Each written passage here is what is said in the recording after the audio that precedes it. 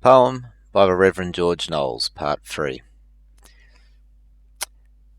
The lovely creature Devana is still speaking. When nature first came glowing from the hand of the immense creating Lord of all, and teeming earth at the supreme command brought forth the living creatures great and small, no horrid rocks unveiled their pathless heads, but lay far hid beneath the genial soil. No threatening cliffs hung over the fertile meads, no barren wastes defied the labourer's toil. But sweetly sloping hills arrayed in green described the bounds of each extended vale, while here and there fresh mantling groves were seen, where sunbeams sported in the fragrant gale. The silver streamlets softly stole along, the fertile glebe spontaneous herbage bore, the feathered warblers with unwearied songs trilled ceaseless melody from shore to shore. No growling tempest shook the rending air, no nipping frosts the bending crop destroyed. A constant spring smiled on the landscape fair, and no extremes of heat or cold annoyed. The face of nature now, alas, how changed! To barren wilds far stretched through every clime. 'Twas thus in part omnipotence avenged man's thoughtless folly and ungrateful crime. The human race, regardless of the hand by which alone all happiness is given, transgressed, remorseless, the supreme command, and braved the angry majesty of heaven. Long, long God's mercies spared the thankless race, through every stage of vice and rapine hurled, but impious mortals still despised his grace, till swept at once from the unpeopled world. Almighty vengeance roused, the floods drew forth from every cavern of the yawning deep. The obedient waves from east, west, south, and north overwhelmed the guilty race in endless sleep.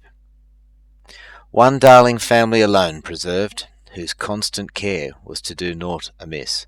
All mortals else had widely, widely swerved, and all was swallowed in the vast abyss. O'er all the earth the swelling billows roared, along the heavens tremendous thunders rolled. From blackest clouds incessant torrents poured, and direful tempests on the surges howled.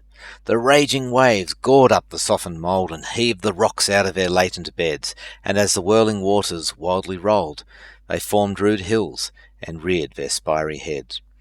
Roughly scooped out by this unequalled storm, the groundwork of the present scene was laid, though now it wears a wildly pleasing form, with spreading woods and various herbs arrayed. Far over this varied scene which meets our view, a direful whirlwind lashed the foaming floods, whose dashing waves ploughed up the vales below, and reared those towering hills which pierced the clouds. 'Twas thus at first each craggy mountain rose, 'twas thus each barren rock was first unveiled, till then the rocks, deep hid in dark repose, by loads of earth prolific lay concealed. Yet many of the headless human crew, who greedily each wondrous tale devour, believe these cliffs, which stand in distant view, the work of demons and infernal power. See, as an instance, on the airy brow of yon bleak hill, which bounds the southern sky, a huge black rock overhangs the dale below, and seems just tumbling headlong from on high. That rock, says vulgar fame, was placed of old low in a plain with tufted heath overspread, and thus, as our forefathers oft have told, it was transported from its ancient bed. The devil and his dame in contest fell, had waged infernal war for many a day. At length they left the darksome deeps of hell, and came to yonder hill to end the fray. Long, long they strove, and Satan nothing gained. His dame still louder roared with frantic brow. His vengeful wrath no more could be restrained, and down he rushed into the plain below. Yon rock, itself a mountain, up he tore, From its old seat on yonder shaggy plain, upon his shoulders the huge mass he bore, and quickly hied him up the hill again.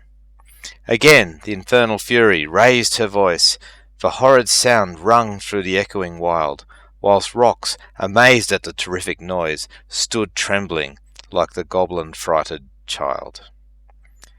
"Have at you now, you beldame!" roared the fiend, and hurled the rock through the resounding skies. Dreadful it fell, and crashed his breathless friend, and there entombed her hellish highness lies.